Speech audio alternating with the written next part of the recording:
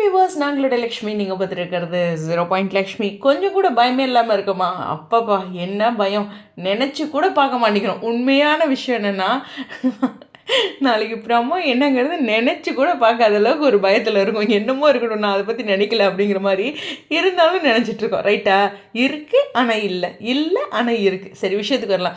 So இந்த இடத்துல நாளைக்கான ப்ரமோ எதிர்பார்ப்புகள் நிச்சயமாக அதிகமாக இருக்குது. குடியரசு தினம் ரொம்ப ஸ்பெஷலான டே. கண்டிப்பாக வந்து எல்லாருமே அந்த மாதிரி ஒரு விஷில் ஜாலியாக, ஒரு ப்ரௌடாக, அந்த மாதிரி ஒரு தருணத்தில் ஒரு பயமும் கலந்து இந்த மகாநதி நமக்கு ஒரு இன்ஜெக்ஷனை பாஸ் பண்ண போகிறாங்க.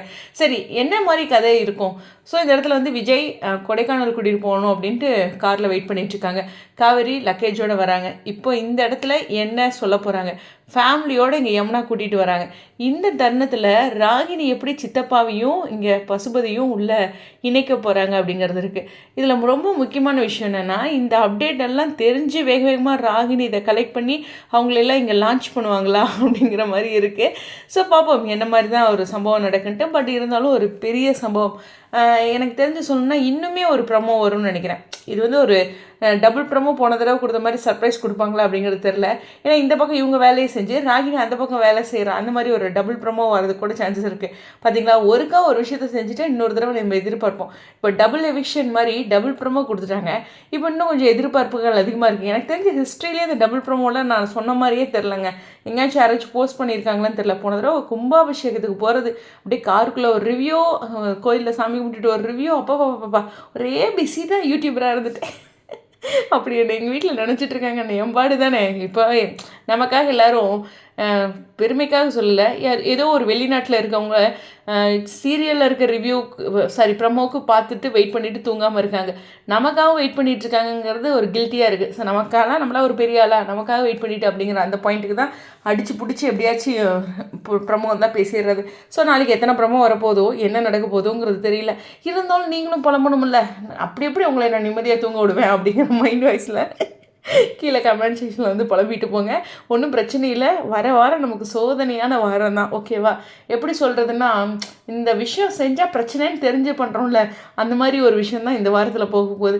சரி, அதுக்கப்புறம் ஏதோ ஒன்று நடக்கும். கடவுள் மேலே ஒரு பாரத்தை போடுவோம். பிரவீன் சாரை தான் சொல்கிறேன். அவர் தானே நம்ம குலதெய்வம். சரி, என்னவாக இருந்தாலும் நம்ம தாங்கிக் கொள்வோம்.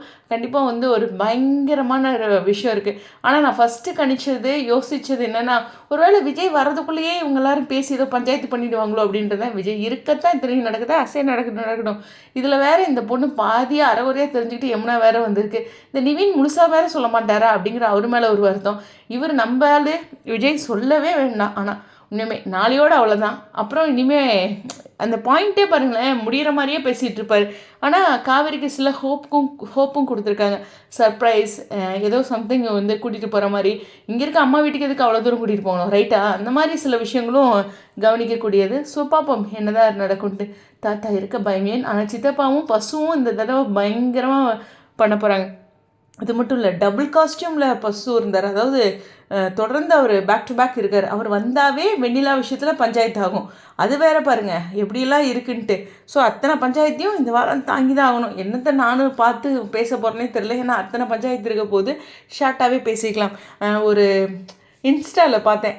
எப்படியும் நீங்கள் மண்டே பார்த்துருவீங்க எபிசோடு. பார்த்ததுக்கப்புறம் சொல்லுங்கள், என்னை பார்த்தா உங்களுக்கு எப்படி இருக்குது, நான் மட்டும் பாவமா இல்லையா அப்படிங்கிற மாதிரி சேட்ஸ் பார்த்தேன். So fan பேஜஸில். ஸோ அந்த மாதிரி ஒரு நிலை தான் இருக்கும். பரவாயில்ல, இதுவும் கடந்து போகும். ஸோ ஒரு பாசிட்டிவாக எல்லாம் நிம்மதியாக தூங்குங்க. குடியரசு தினத்தை நினச்சி. ஸோ இது மாதிரி ஒரு ப்ரௌடான விஷயம் இருக்குது. பிரணவ்கிட்டே பாருங்களேன், குட்டி பையன் தான், அந்த கொடி மேலே இருக்க அவனுக்கு பற்று வந்து ரொம்ப ப்ரௌடாக இருக்குது. ஸோ அந்த மாதிரி நமக்குள்ளே கலந்த ஒரு விஷயம் இல்லையா, சுதந்திரம், குடியரசு, தேசிய கொடி, அது மாதிரி நிறையா விஷயங்கள் இருக்குது. ஸோ அந்த மாதிரி ப்ரௌடான சில விஷயங்களை நினச்சி தூங்குங்க. ஸ்டேடியம்.